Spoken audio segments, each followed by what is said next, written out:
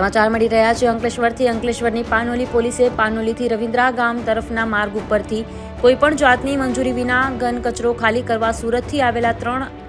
Hyva truck detain કરી 30 લાખનો મુદ્દામાલ કબજે કરી તપાસ હાથ ધરી છે। અંકલેશ્વરની પાનોલી પોલીસ મથકનો સ્ટાફ પેટ્રોલિંગમાં હતો તે દરમિયાન પાનોલીથી રવિન્દ્રા ગામ તરફના માર્ગ ઉપર 3 હાઈવા ટ્રકના ઘન કચરો ભરેલો હતો, જે ટ્રકને અટકાવી ટ્રક ચાલક સુરેશ બચુનીનામાં રણજીત પનસિંગ વાસકેલા અને સંજીત ગૌરી યાદવની કચરા બાબતે પૂછપરછ કરતા આ કચરો સુરતની સચિન જીઆઈડીસી પાસે ખાજો ડમ્પિંગ સાઇટ ખાતેથી ઘન કચરો ભરી રવિન્દ્રા ગામના જાબીર પટેલના ખેતરમાં ખાલી કરવા માટે જતા હોવાનું જણાવ્યું હતું। પોલીસે ત્રણેય ટ્રક ચાલક પાસે ગ્રામ પંચાયત, આરોગ્ય વિભાગ, જીપીસીબી તેમજ ફાયર વિભાગ સહિત સંબંધિત વિભાગોની મંજૂરી બાબતે પૂછતા તેઓએ સંતોષકારક જવાબ નહીં અપાતા પોલીસે પર્યાવરણ અને લોકોના સ્વાસ્થ્યને નુકસાન થાય તેવા કૃત્ય બદલ ગુનો નોંધી